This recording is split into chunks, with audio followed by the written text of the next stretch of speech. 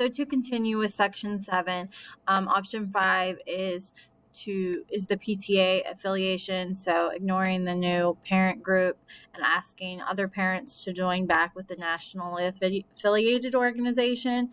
So this would support the principal's original agenda and what they have done in the past, but it would cause potential conflict with that new parent organization, and it could lead to a bad reputation for the school and questions from other administrators.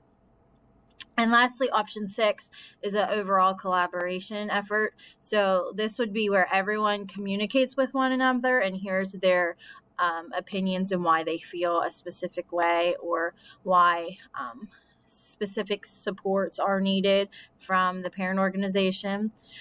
Some cons to this are there is no guarantee that their agreement will be reached between the principal and the new parent organization. Section 8, the best option available for the principal, parent organization, the school district, and students is for the principal to first discuss with the superintendent and school board their thoughts, and then to set up a meeting with the parent organization to negotiate and extend their terms. Section 9 is implementation. So I would start by setting up that meeting with the superintendent.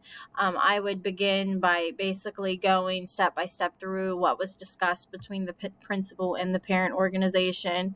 I would make sure I focused on the key points, how they wanted to extend parent teacher or meet the teacher night to a week-long endeavor. This would include changing the teacher contract. I would also mention they want to change parent-teacher night to educational week. I would mention that they want to observe in the classrooms and they want to continue to be more involved with decision and policy making. Based on what the superintendent and the school board felt was appropriate, once all stakeholders were notified, we would then discuss a plan for further action with the new parent organization.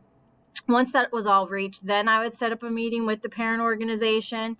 So then we would discuss our new terms. Personally, I think my superintendent, he would feel that we are not interested in changing our teacher contract. So by having those extra days, they would just have to be voluntary for that meet the teacher night or week. It would all have to be voluntary. As well as parent-teacher conference being changed. That probably would be doable depending on other scheduling conflicts. Classroom observations, that's something I think would definitely need to be scheduled in advance, and it would definitely be something that would need to be discussed with the superintendent to see if they would even allow that. All formal observations and improvement plans, though, that would be an administrator's role only. The parent organization could not take part in that.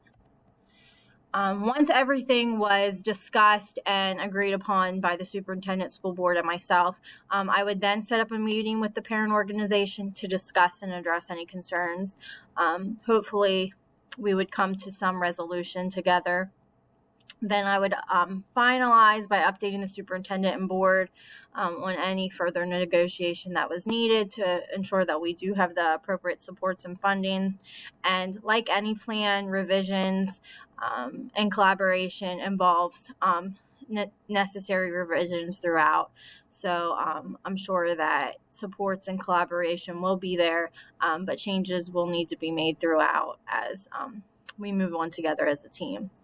If this plan would happen to fall through and they do not accept the terms, then we would probably need to have a formal meeting between the parent organization, myself, the superintendent, and the school board and teachers to see where we can go from here. The program standard is listed there for you. It is highlighted throughout in yellow. And thank you very much.